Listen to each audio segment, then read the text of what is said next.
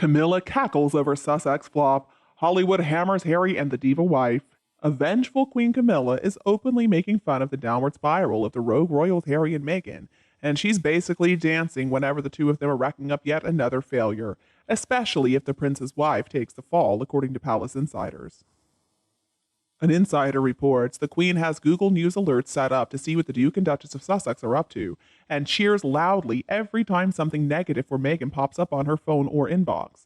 It's become one of her favorite pastimes, even if Charles and others find it petty and vindictive.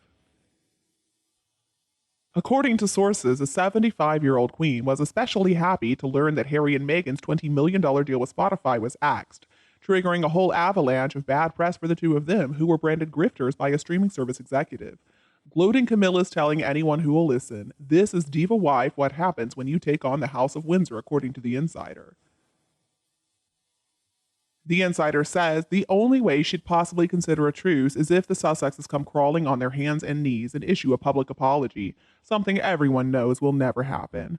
Her stance is similar to Prince William, except she clearly revels in their defeats a lot more.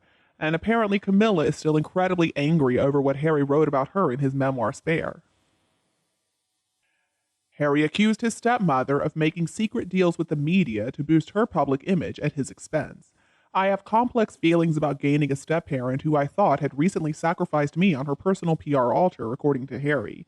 Camilla was furious when the 38-year-old prince compared her to the wicked stepmother and begged his father not to marry her. The insider notes Camilla was furious when she read what he wrote. It was the straw that broke the camel's back. She was most riled because she'd made a big effort towards them, Meghan especially, when they were in the UK. She invited Meghan over for tea, to go horse riding, and offered words of support and encouragement. But where did it get her? Harry may have been the one spewing the venom in the book, but Camilla's certain it was Meghan yanking his chain and signing off on all that poison. Plus, there have been many other bitchy incidents that added to her dislike of them. And even though Charles has decided to take things easy on them, Camilla's feeling vengeful, and she is holding her grudge. By cheering their misfortune, she's enforcing her belief that the Sussexes are spoiled, horrid little brats who have brought it all on themselves, according to the source. She's a powerful, ruthless enemy when you cross her, and the Sussexes are finding that out very much to their regret. Now we're finding ourselves in July, and we're over halfway through this year. Now, work-wise, what exactly have the con artists done this year? Absolutely nothing. They have been fired by Spotify for lack of output, and we're not hearing anything from Netflix. Harry released his book at the start of the year, and he did a few media interviews. Now, unless court cases are somehow now a profession, he's done absolutely nothing. The two of them haven't done a thing. I mean, Meghan picked up an award, they've gone on a few pap walks, but other than that, there's absolutely nothing coming from the two of them.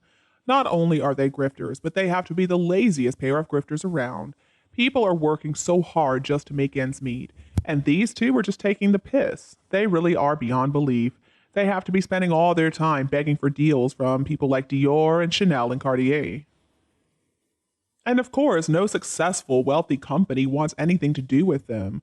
They are screwed, and both of them are going to be begging to return to the UK and the royal family. I hope, though, the royal family tells them absolutely not.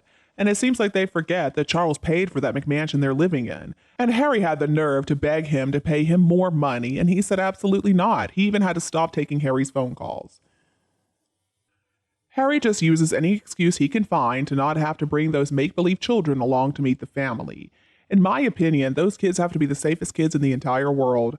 I mean, how could anyone possibly kidnap or hurt kids that you can't even see? Once it has been proven beyond the shadow of a doubt that Meghan and Harry have lied about the children, and we already know those kids are fake, their reputation is going to be done for. Nobody likes a liar. This is such a big hoax, and everyone is being deceived. They ran away from the royal family and the people of the UK because they wanted to be number one. They wanted top billing, which was never going to be possible because the king and then William and Catherine are way above them, and their kids are too. And see, they thought they were so much better than Harry's family. Now we're just watching as their money is running out. Harry's gone on and on about how unsafe his family is in the UK, but then they ran off to the US, where the murder rate is so much higher than in the UK. The two of them are so delusional. I mean, even important people in the UK and the royal family are doing just fine without the two of them living in the UK. In fact, Harry's made himself a much bigger target after he moved to the US. He bragged about murdering members of the Taliban. Harry should be hoping and praying right now that the Taliban do not come after him and his little family. I mean, I guess the fake children would be okay because they are fake, but what about him and Meghan? Even in the safest cities in the US, there are still people being shot for no reason whatsoever. People are shot when they're just at the store. People are shot when they go to the cinema. Even little children get shot when they're going to school. People are also being killed by crazy people throwing big rocks from the freeway overpasses. It's some really scary stuff. If those two really believe that the US is somehow safer than the UK, they are even crazier than I thought they were. And you know what? People who live on the Californian Gold Coast, like Harry and Meghan do, say that even though it's beautiful, they would still choose Windsor any day of the week. I suspect that Harry's just projecting his own fears onto speculating about his invisible kids. Now, when it comes to safety, of course, he would be a lot safer in the UK than he is in the US. It's just another example of lies from Harry and Meghan. Let's remember that Harry is also a big fan of doing these psychedelic drugs. Maybe the truth of the matter is he has hallucinated these children. Or, of course, what about the ones that he and Meghan borrow? The truth is, people in the UK do not even want him back. He's proven himself to be such a sleazeball. At this point, nobody even cares what Harry and Meghan say anymore. They've always got a hidden agenda, they're compulsive liars, and they try to manipulate people.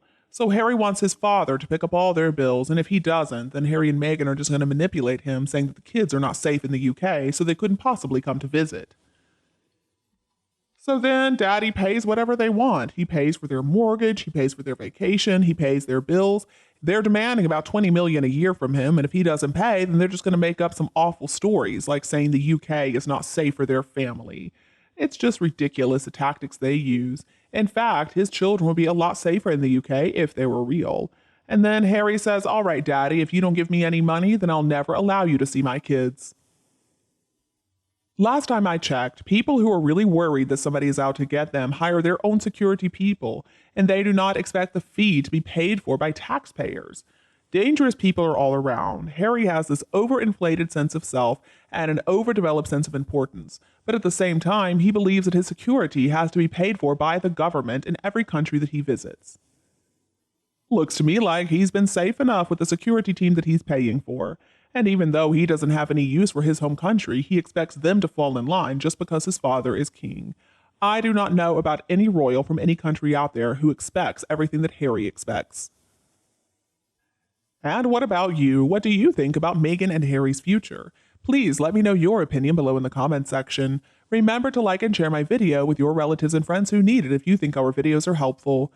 And don't be afraid to click the subscribe button to get more updates in the future. Thank you so much for tuning in, have a lovely weekend, and we'll be back to see you all tomorrow.